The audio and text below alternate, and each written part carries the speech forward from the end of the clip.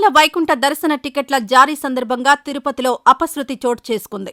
దీనికి కారణం ఏమిటనే విషయం పరిశీలిస్తే పలు విషయాలు వెల్లడవుతున్నాయి.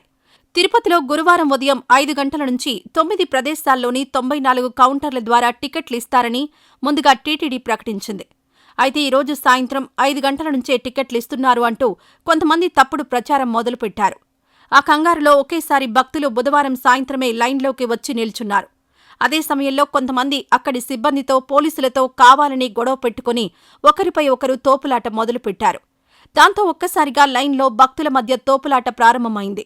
క్యూ లైన్లో ఉన్న ఒక మహిళ అస్వస్థతకు గురికావడంతో ఆ మహిళను బయటకు తీసుకుని రావడానికి పోలీసులు గేటు ఓపెన్ చేశారు.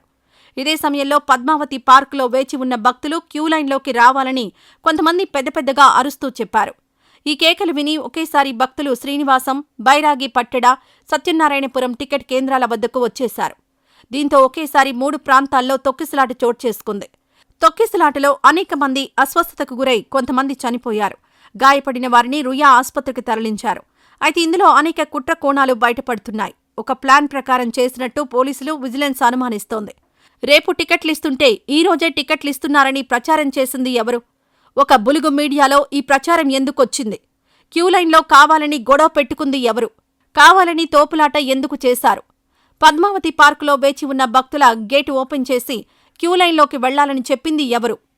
ఇవన్నీ పోలీసులు, విజిలెన్స్ వివిధ సీసీటీవీ ఫుటేజ్లు పరిశీలిస్తున్నారు. దీంట్లో ఉన్న కుట్ర కోణాన్ని వెలికితీసే పనిలో పోలీసులున్నారు. ఈ మొత్తం దుర్ఘటనకు స్థానికంగా ఉన్న 15 మంది యువకులు కారణంగా పోలీసులు చెబుతున్నారు. పార్క్లో ఉన్నవారిని క్యూలైన్లోకి తెచ్చేందుకు అరచి కేకలు వేసింది. ఆ తర్వాత ఒక మహిళను కాపాడేందుకు పోలీసులు గేటు తెరిస్తే టికెట్లిస్తున్నారని చెప్పింది కూడా ఈ 15 మంది యువకులేననే విషయం ప్రాథమికంగా తెలిసింది.